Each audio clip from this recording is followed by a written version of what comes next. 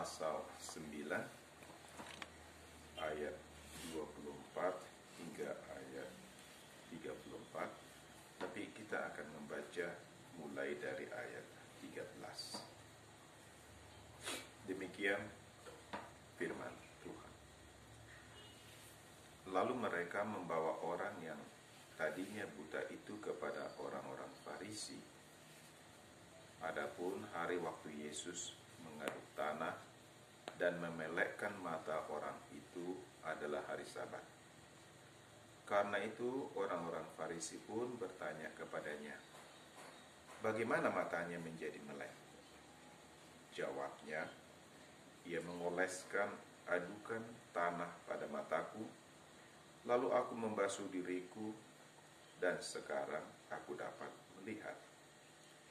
Maka kata sebagian orang-orang Farisi itu, orang ini tidak datang dari Allah, sebab ia tidak memelihara hari Sabat. Sebagian pula berkata, bagaimanakah seorang berdosa dapat membuat mujizat yang demikian? Maka timbullah pertentangan di antara mereka. Lalu kata mereka pula kepada orang buta itu, dan engkau, apakah katamu tentang dia? Karena ia telah memelekkan matamu. Jawabnya, ia adalah seorang nabi. Tetapi orang-orang Yahudi itu tidak percaya bahwa tadinya ia buta dan baru dapat melihat lagi sampai mereka memanggil orang tuanya dan bertanya kepada mereka, inikah anakmu yang kamu katakan bahwa ia lahir buta? Kalau begitu bagaimanakah ia sekarang dapat melihat? Jawab orang tua itu, yang kami tahu ialah bahwa dia ini anak kami dan bahwa ia lahir buta. Tetapi bagaimana ia sekarang dapat melihat? Kami tidak tahu. Dan siapa yang memelekkan matanya? Kami tidak tahu juga. Tanyakanlah kepadanya sendiri. Ia sudah dewasa, ia dapat berkata-kata untuk dirinya sendiri. Orang tuanya berkata demikian karena mereka takut kepada orang-orang Yahudi. Sebab orang-orang Yahudi itu telah sepakat bahwa setiap orang yang mengaku dia sebagai Mesias akan dikucilkan. Itulah sebabnya maka orang tuanya berkata, ia telah dewasa, tanyakanlah kepadanya sendiri. Lalu mereka memanggil sekali lagi orang yang tadinya buta itu dan berkata kepadanya, katakanlah kebenaran di hadapan Allah. Kami tahu bahwa orang itu orang berdosa. Jawabnya, apakah orang itu orang berdosa? Aku tidak tahu. Tetapi satu hal aku tahu, yaitu bahwa aku tadinya buta dan sekarang dapat melihat. Kata mereka kepadanya, apakah yang diperbuatnya padamu? Bagaimana ia memelekkan matamu? Jawabnya, telah kukatakan kepadamu, dan kamu tidak mendengarkannya. Mengapa kamu hendak mendengarkannya lagi? Barangkali kamu mau menjadi muridnya juga. Sambil mengejek mereka berkata kepadanya, engkau murid orang itu, tetapi kami murid-murid Musa. Kami tahu bahwa Allah telah berfirman kepada Musa, tetapi tentang dia itu kami tidak tahu dari mana ia datang. Jawab orang itu kepada mereka, aneh juga bahwa kamu tidak tahu dari mana ia datang, sedangkan ia telah memelekkan mataku. Kita tahu bahwa Allah tidak mendengarkan orang-orang berdosa, melainkan orang-orang yang saleh dan yang melakukan kehendaknya. Dari dahulu sampai sekarang tidak pernah terdengar bahwa ada orang yang memelekkan mata orang yang lahir buta. Jikalau orang itu tidak datang dari Allah, ia tidak dapat berbuat apa-apa. Jawab mereka, engkau ini lahir sama sekali dalam dosa, dan engkau hendak mengajar kami. Lalu mereka mengusir dia keluar. Inilah firman Tuhan. Syukur bagi Allah. Saudara yang dikasihi Tuhan,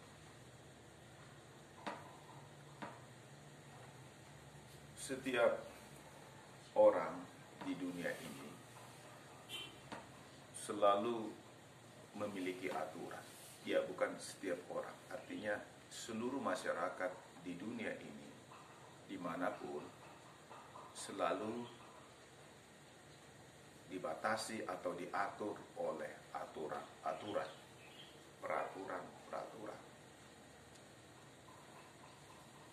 Dan peraturan itu dibuat supaya tercipta keteraturan. Keteraturan bukan hanya dalam arti keadaan menjadi bagus, indah, rapi, meskipun itu juga adalah bagiannya, tetapi tentu bukan itu yang terutama. Masyarakat membuat aturan, entah aturan secara lisan yang merupakan tradisi, tetapi itu tentu adalah hasil kesepakatan bersama. Atau kesepakatan itu bisa jadi muncul secara spontan oleh karena melihat adanya persoalan-persoalan yang terjadi di tengah masyarakat. Bahkan di dalam komunitas yang terkecil pun, yakni keluarga misalnya, ada aturan, ada kepala rumah tangga, dan kita tahu kepala rumah tangga adalah yang mengatur segala sesuatu yang di rumah, dalam arti hal-hal yang berkaitan dengan bagaimana menjalankan segala sesuatu dalam hubungan, baik dengan istri, dengan suami, dengan anak, dengan orang tua. Ada aturan-aturan yang harus diikuti. Dan tentu untuk masyarakat yang lebih luas juga demikian. Nah, semuanya itu dimaksudkan supaya terjadi keteraturan, ketertiban, supaya kehidupan bersama dapat berlangsung, dapat berjalan, dan harmonis satu dengan yang lain. Nah, saudara-saudara, kita tadi membaca dalam bacaan kita bahwa orang-orang Farisi, orang-orang Yahudi mengatakan mereka adalah murid-murid Musa. Ayat 28. Sambil mengejek mereka berkata kepadanya, atau orang-orang Farisi itu berkata kepadanya, kepada orang yang tadinya buta itu, engkau murid orang itu, tetapi kami murid-murid Musa. Engkau murid orang itu maksudnya adalah Yesus yang telah menyembuhkan orang buta tadi. Ketika orang buta itu berkata, kenapa kamu bertanya lagi? Tadi saya sudah jelaskan bagaimana orang itu mengaduk tanah, mengoleskannya ke mataku, lalu menyuruh aku membasuh mukaku di kolam Siloam, dan sesudah itu aku melihat. Begitu katanya. Tadi saya sudah jelaskan, kenapa kamu tanya lagi? Apa kamu mau jadi muridnya juga? Kata orang itu. Apakah bapak-bapak orang-orang Farisi, ahli-ahli Taurat, mau menjadi muridnya sehingga bertanya lebih jauh? Tetapi jawaban yang didapatkan oleh orang itu adalah mereka dikatakan mengejek dia. Engkaulah murid orang itu, tetapi kami adalah murid-murid Musa. Murid-murid Musa. Murid-murid Musa. Musa di situ berarti berbicara tentang Taurat. Sebab Musa lah yang mengajarkan Taurat. Musa lah yang menerima Taurat Tuhan di Gunung Sinai untuk disampaikan dan diajarkan kepada orang-orang Yahudi. Taurat. Dan orang Yahudi sangat bangga sebagai murid-murid Musa. Karena Musa itu adalah orang yang dikatakan manusia Allah, hamba Allah, yang sangat dekat dengan Allah, dan yang menuntun bangsa Israel keluar dari Mesir.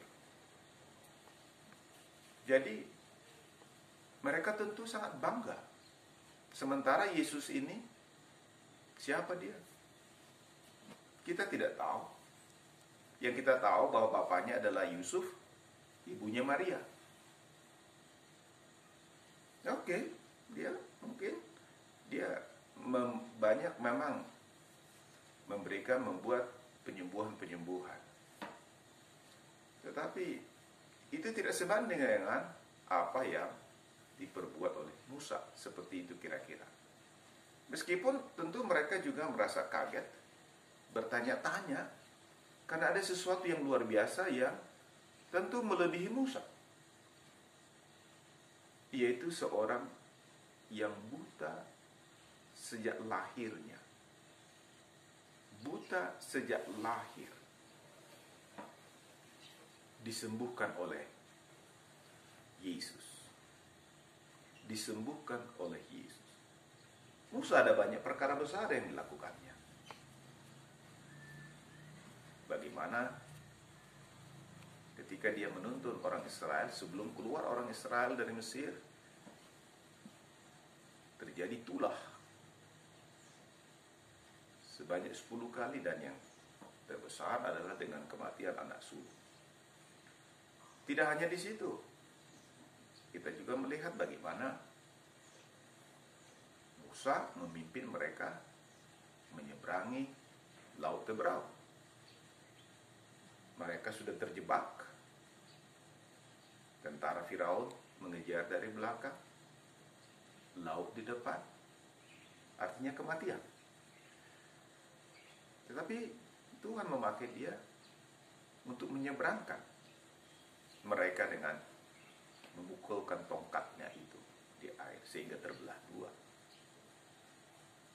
Musa juga dipakai Tuhan. Ketika tidak ada air untuk mereka minum, Tuhan keluarkan dari batu, juga melalui tongkat Musa. Tidak ada makanan, Tuhan menurunkan mana. Ketika mereka menginginkan daging, karena bosan dengan mana, makanan hambar itu, Tuhan mengirimkan daging, burung-burung puyuh dikatakan. Jadi ada banyak hal yang Tuhan perbuat melalui Musa.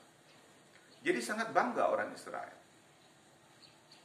Demikian juga ketika Musa menerima Taurat Tuhan di Gunung Sinai, kemudian mengajarkannya kepada umatnya, orang-orang Israel.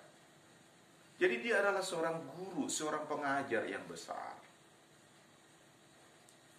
Lalu ketika mereka melihat Yesus, siapa dia?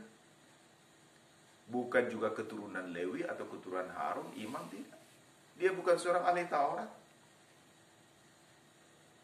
Dan orang tuanya dikenal oleh mereka. Namun ada satu hal tadi seperti disebutkan, yang membuat mereka tentu bertanya-tanya, bahkan mungkin tercengang sehingga bertanya-tanya. Ketika orang-orang memberitahukan kepada orang Farisi, orang ini tadinya buta dan disembuhkan. Tetapi yang membuat mereka melaporkan orang itu kepada orang Farisi bukan karena kesembuhan yang dialaminya. Yang dipersoalkan adalah karena penyembuhan itu dilakukan pada hari Sabat. Dengan kata lain, melanggar titah atau perintah yang keempat, atau dalam katekismus Martin Luther yang asli seperti yang terdapat dalam buku Concord, itu adalah firman yang ketiga. Ingatlah hari Sabat untuk menguduskannya. Ingatlah hari Sabat untuk menguduskannya. Engkau tidak boleh bekerja. Termasuk menyembuhkan orang, itu dianggap bekerja. Sehingga ketika mereka tahu bahwa Yesus menyembuhkan orang itu pada hari Sabat, kesimpulannya ialah bahwa orang ini tidak datang dari Allah. Ayat 16. Alasannya, sebab ia tidak memelihara hari Sabat. Orang ini tidak datang dari Allah dengan alasan karena tidak memelihara hari Sabat. Bagaimanakah caranya Atau apakah buktinya bahwa Yesus tidak memelihara hari Sabat? Ya dengan penyembuhan yang dilakukannya tadi. Jadi setiap yang menurut mereka melanggar ke-10 firman, maka itu pasti tidak berasal dari Allah. Meskipun sebenarnya Alkitab kita tidak pernah mengatakan bahwa tidak boleh menyembuhkan orang pada hari Sabat.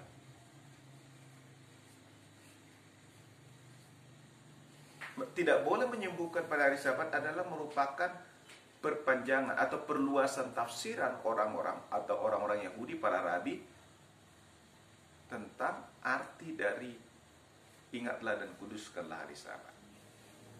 6 hari lamanya engkau bekerja, baik engkau, hambamu laki-laki, perempuan, anakmu laki-laki dan perempuan, atau orang asing pun tidak boleh bekerja. Jadi mereka tentu bertanya, sejauh mana? Apa artinya bekerja? Jadi mulai berpikir, tafsirlah. Dengan kata lain muncullah semacam fatwa bahwa menyembuhkan orang pada hari Sabat juga adalah bekerja. Dengan demikian melanggar titah Allah, firman Allah yang keempat atau yang ketiga itu. Saudara yang dikasihi Tuhan, kita lihat apa yang kita lihat di sini, bahwa manusia itu memang senang dengan membuat peraturan atau senang memperhatikan peraturan-peraturan.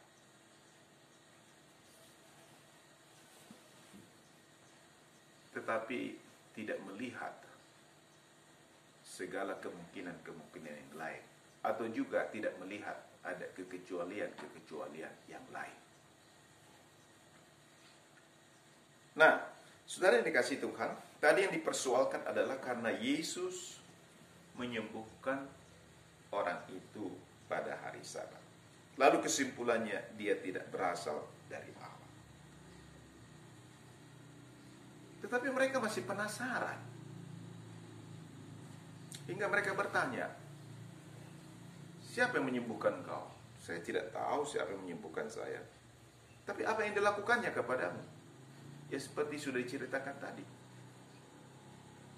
Dia meludah, mengaduk tanah, mengoleskan ke mata. Lah, lalu setelah kamu disembuhkan, menurutmu siapa dia?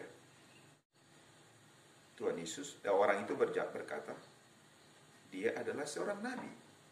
Ayat 17 bagian terakhir. Jawabnya, ia adalah seorang nabi. Nah, tetapi orang-orang Yahudi itu tidak percaya bahwa tadinya ia buta baru dapat melihat lagi. Tidak percaya. Mengapa tidak percaya?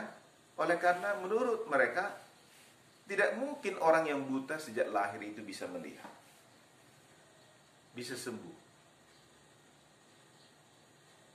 Jadi mereka tidak percaya. Karena itu apa? Mereka panggil orang tuanya. Datang orang tuanya. Benarkah ini anakmu yang katanya buta itu? Dan bagaimana ia disembuhkan?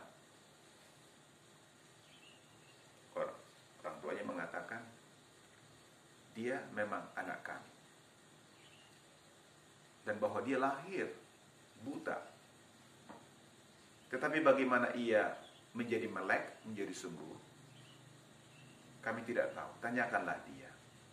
Dia sudah dewasa, dia bisa berkata-kata untuk dirinya sendiri. Yohanes mengatakan, mengapa orang tuanya berkata demikian? Karena mereka tidak berani berterus terang. Sebab mereka takut dikucilkan oleh orang-orang Yahudi. Karena sudah ada kesepakatan, ada ketetapan bahwa siapa yang mengakui Yesus sebagai nabi atau yang mengakui dia sebagai guru yang benar akan dikucilkan, dikatakan. Nah, saudara yang dikasihi Tuhan, orang ini dikatakan berkata bahwa dia memang buta sejak lahir. Orang tuanya mengatakan dia anak kami. Artinya, orang-orang Farisi itu, orang-orang Yahudi itu sekarang mendapat informasi yang pasti bahwa orang ini bukan pura-pura buta tadinya, tetapi memang sungguh-sungguh buta. Tetapi bagaimana dia disembuhkan? Nah, lalu bertanya lagi, tadi seperti sudah kita lihat. Mereka bertanya lagi, mengulang. Jadi bagaimana dia orang itu menyembuhkan engkau? Baru jawab oleh orang buta tadi. Loh, tadi kan saya sudah cerita. Saya sudah jelaskan secara mendetil. Kenapa kamu tanya lagi? Apa kamu mau menjadi muridnya juga? Nah, mereka mengejek dia. Kaulah murid orang itu. Kami adalah murid-murid Musa. Murid-murid Musa. Meskipun orang itu akhirnya katakan heran juga, aneh juga. Kamu tidak bisa melihat atau membedakan apakah dia dari Allah atau bukan.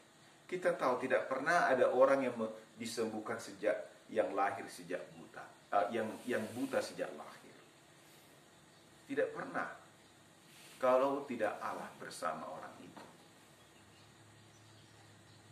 Lalu orang-orang Farisi tersebut tersinggung, kemudian mengusir dia dari hadapan mereka. Engkau lahir sama sekali dalam dosa. Engkau hendak mengajar kami. Engkau lahir dalam dosa. Engkau hendak mengajar kami. Lalu mereka mengusir dia keluar. Ironis tentunya, bukan? Orang-orang Farisi itu merasa benar. Orang buta yang sudah melek itu dianggap orang yang lahir dalam dosa. Berarti dia yang lahir sebagai orang buta atau sejak lahir adalah orang buta. Dengan kata lain, kebutaannya itu dianggap sebagai akibat dosa. Sehingga mereka berkata demikian. Tetapi mereka tidak melihat bahwa tidak pernah ada orang yang bisa, atau belum pernah dalam sejarah kitab suci, seseorang yang buta sejak lahir disembuhkan oleh orang lain, kecuali oleh Yesus. Tidak ada. Dalam perjanjian lama kita baca, tidak ada. Kalau kita melihat di dalam Yohanes pasal 1 ayat 17, di sana dikatakan sebab hukum Taurat diberikan oleh Musa, tetapi kasih karunia dan kebenaran datang oleh Yesus Kristus. Kasih karunia dan kebenaran datang oleh Yesus Kristus. Hukum Taurat Musa diberikan oleh Musa. Kasih karunia diberikan oleh Yesus Kristus atau datang oleh Yesus Kristus. Kasih karunia Allah lah yang datang kepada orang buta itu. Sebab hanya oleh kasih karunialah seseorang bisa disembuhkan dari kebutaan. Tetapi hukum Musa, sesungguhnya tidak pernah bisa menyelamatkan seseorang. Tidak bisa membenarkan seseorang. Dengan kata lain, berbuat baik, melakukan hukum Taurat, mulai dari firman pertama sampai yang terakhir, tidak akan menyelamatkan seseorang.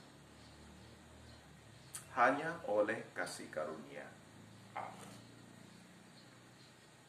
Tetapi, sayangnya ahli-ahli Taurat tadi atau orang-orang Farisi itu lebih menyukai sebagai murid Musa ketimbang menjadi murid Allah.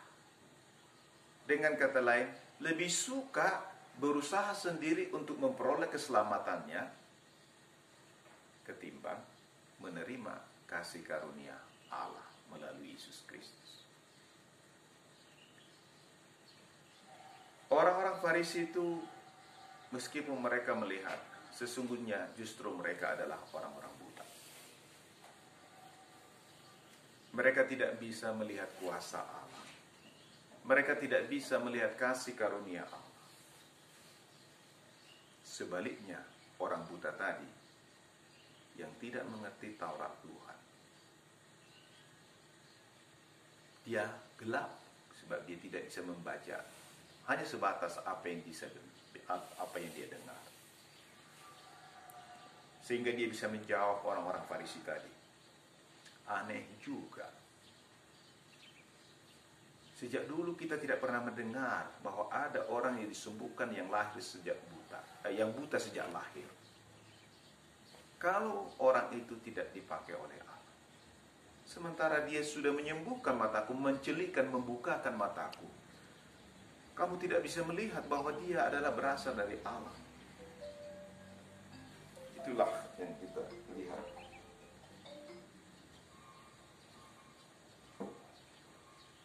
Kamu tidak bisa melihat, itu dikatakan.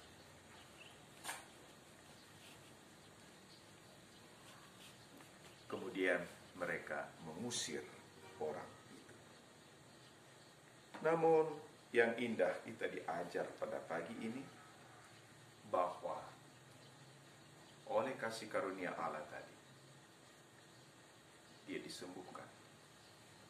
Seperti yang dikatakan oleh Yohanes juga di dalam pasal 1. Hukum Taurat diberikan oleh Musa, tetapi kasih karunia dan kebenaran oleh Yesus Kristus. Itulah intinya. Gereja kita, Martin Luther, menekankan law and gospel, Taurat dan Injil. Taurat itu tidak pernah dapat menyelamatkan kita. Taurat itu hanya berfungsi untuk menjadi pembatas, menjadi cermin, dan menjadi penuntun. Pembatas untuk memotong setiap kejahatan agar tidak semakin melebar.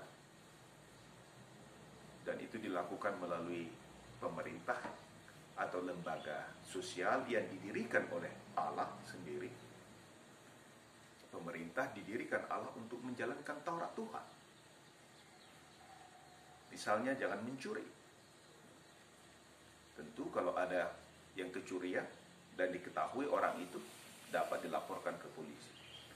Atau orang tidak bisa dengan semena-mena melakukan kejahatan, kekerasan oleh karena ada pemerintah. Karena pemerintah jelas ada aturan, ada hukum bahwa tidak boleh mengambil punya orang, tidak boleh mengganggu orang lain. Dan itulah Taurat Tuhan. Yang melaksanakan itu adalah pemerintah. Makanya disebut sebagai pembatas. Dalam bahasa Inggris disebut curb, memotong,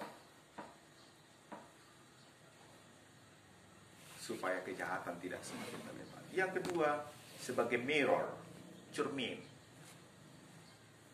Kita berkaca untuk bisa melihat diri kita, wajah kita. Apakah sudah bersih atau ada yang kotor? Itu tujuannya. Demikianlah Taurat itu memperlihatkan siapa diri kita, bahwa sesungguhnya kita adalah orang berdosa.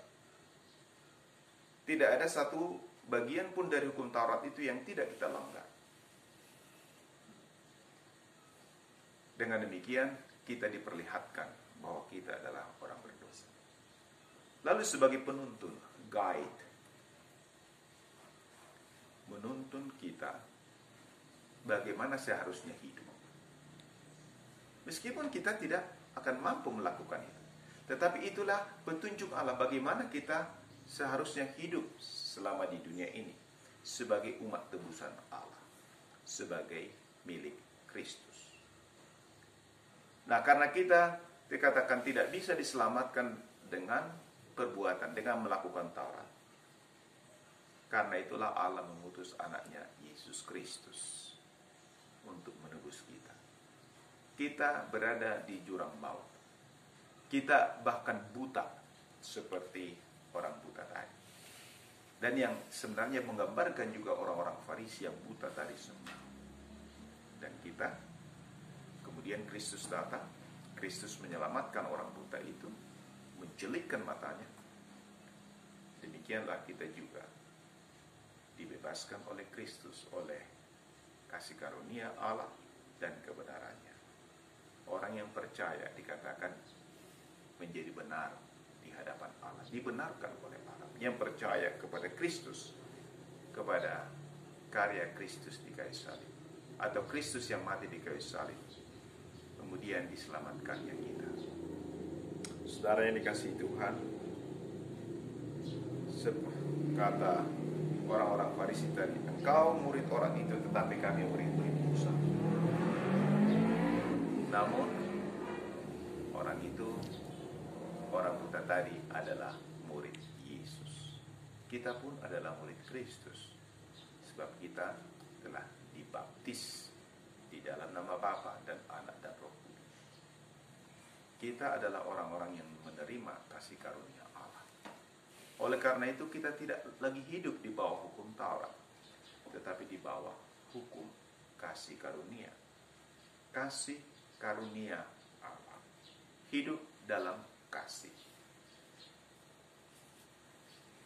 Dalam menjalani hidup ini, dalam melakukan segala sesuatu, maka kita lihat senantiasa dikaitkan dengan kasih. Tuhan Yesus juga mengatakan, kasihilah Tuhan Allah, kasihilah sesama manusia seperti dirimu sendiri. Rasul Paulus juga mengatakan, segala sesuatu yang kamu lakukan, hendaklah kamu lakukan seperti untuk Tuhan. Dan itu tentu kasih.